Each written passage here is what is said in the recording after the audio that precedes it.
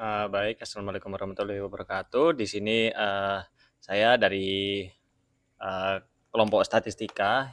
Jadi ada saya, Yasari Sanacol Fariski dengan NIM 2541531 dan teman saya Brigita Edina dengan NIM 2541521. Jadi di sini saya akan menjelaskan mengenai analisis statistik integritas pipa transmisi migas. Jadi ini untuk tugas mini project statistika industri kedua. Baik, jadi sekarang mulai dari pendahuluannya dulu. Jadi untuk latar belakang mini project ini adalah, jadi infrastruktur pipa transmisi itu adalah aset yang sangat krusial dalam distribusi energi migas. Jadi untuk mengingat resikonya, kegagalan sistem dapat berdampak fatal pada ekonomi, lingkungan, dan keselamatan jiwa.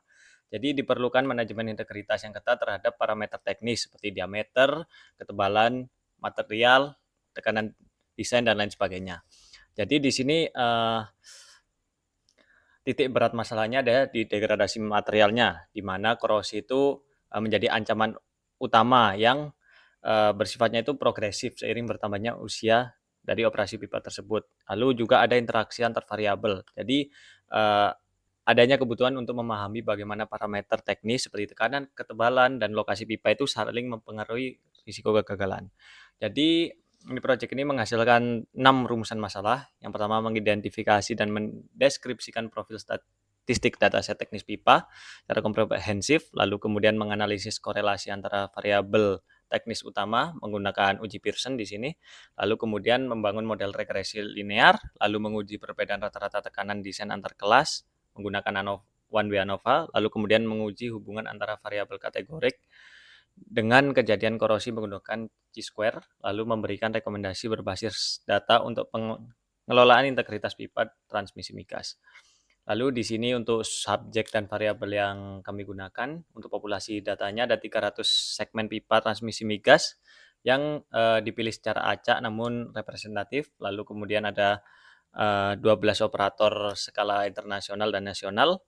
Lalu itu mencakup di sektor domestik, yakni Indonesia, lalu sektor global, lalu rentang waktu instalasi itu dari pipa yang dipasang tahun 1975 hingga 2023. Jadi untuk memberikan perspektif perbandingan antara teknologi pipa yang lama dengan pipa yang modern. Lalu kemudian ada kondisi operasionalnya, yakni data mencakup berbagai medan dari area yang rural atau perdesaan hingga yang urban. Jadi untuk tinjauan pustaka di sini ada metode analisis yang kita gunakan, ada 5 metode, yakni statistik deskriptif, yang dimana itu meringkas data dari min, minimum, maksimum, jadi untuk memetakan distribusi parameter teknis pipa.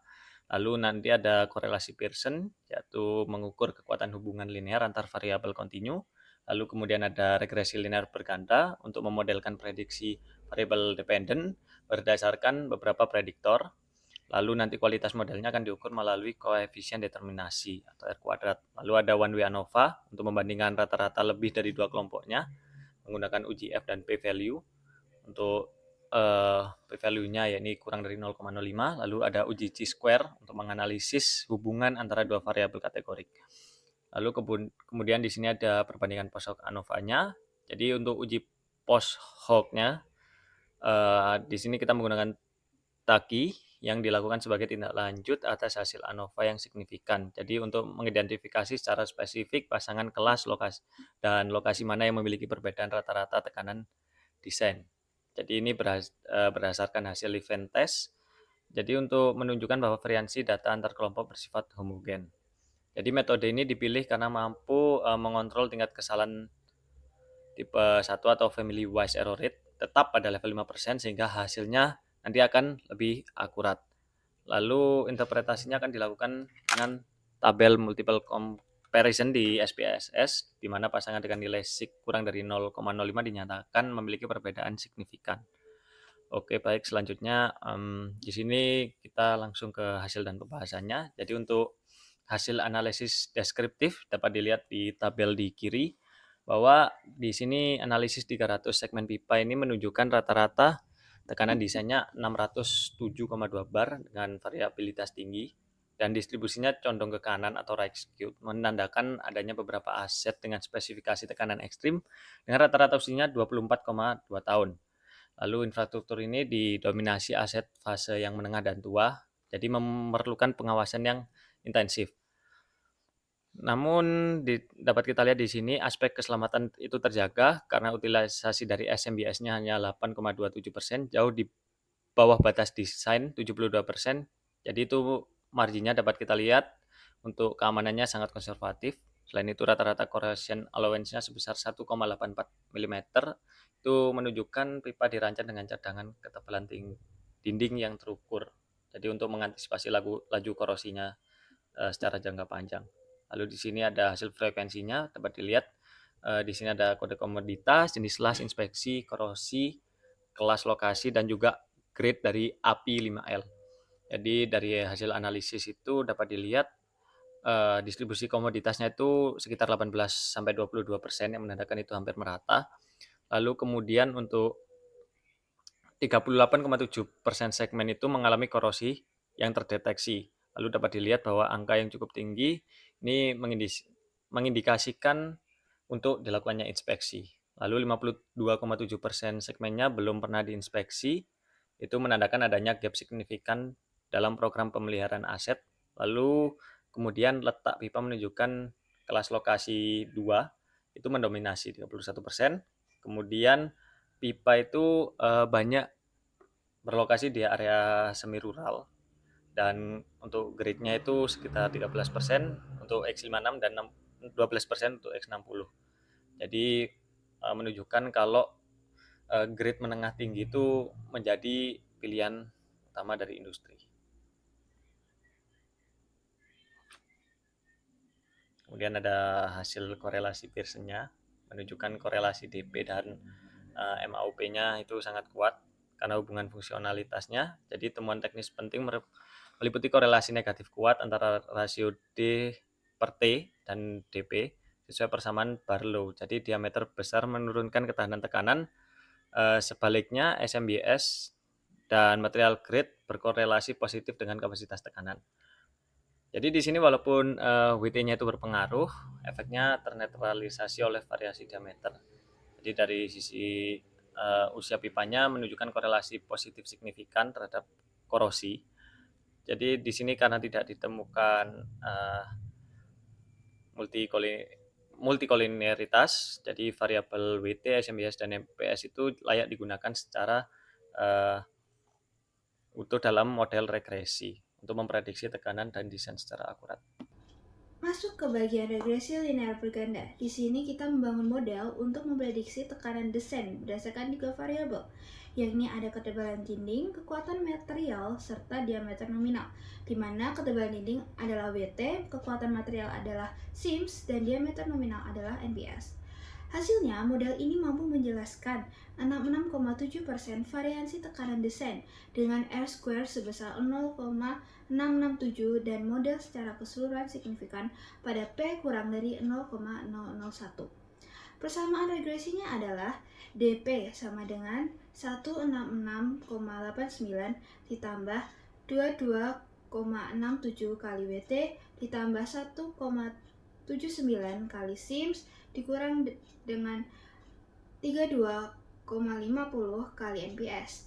Nah, dari persamaan ini, kita bisa membaca 3 hal utama, yakni NPS atau diameter nominal adalah faktor yang paling dominan dengan koefisien beta berstandar minus 0,737, di mana setiap kenaikan diameter satu satuan, tekanan desainnya itu turun drastis.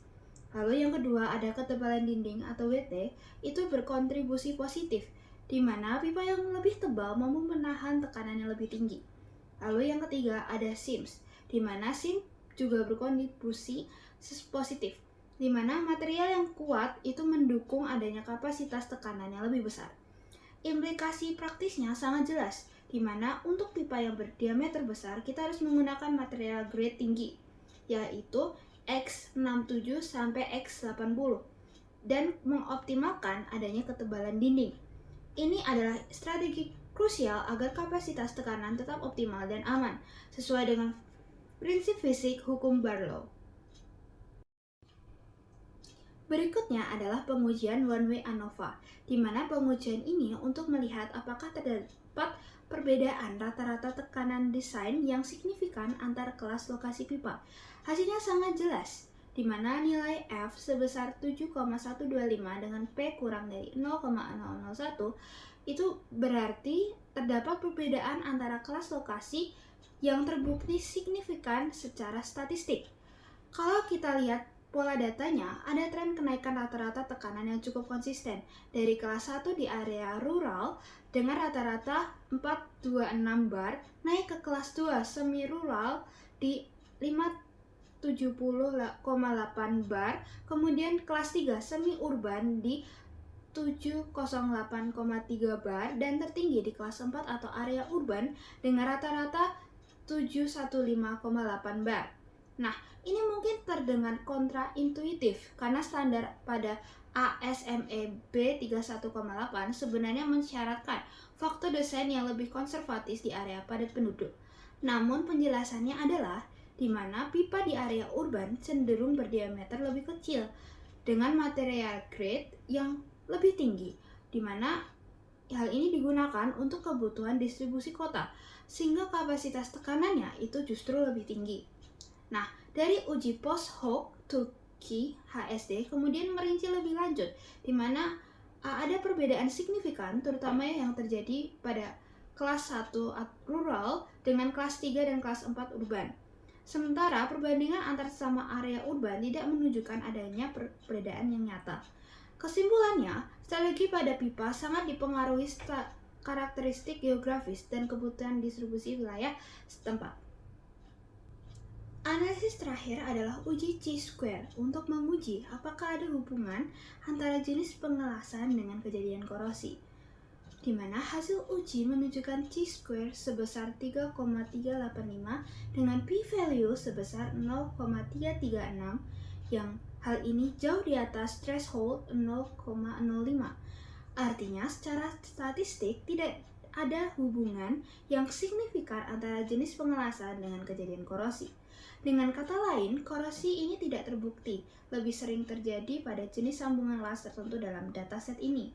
Namun, ada satu catatan penting yang perlu kita perhatikan, di mana jenis las ERW atau Electric Resistant Welded itu memiliki proporsi korosi yang lebih tinggi, yaitu 45,5% dibandingkan jenis las lainnya. Meskipun angka ini belum signifikan secara statistik, ini bisa menjadi sinyal awal yang perlu diwaspadai, terutama untuk pipa ERW yang sudah berusia lebih dari 20 tahun. Pemantauan yang lebih ketat pada segmen ini tetap direkomendasikan. Baik, kita sudah sampai di bagian akhir, yakni kesimpulan dan saran. Dari seluruh analisis yang telah kita lakukan terhadap 300 segmen pipa transmisi migas ini, ada 5 poin utama yang bisa kita tarik.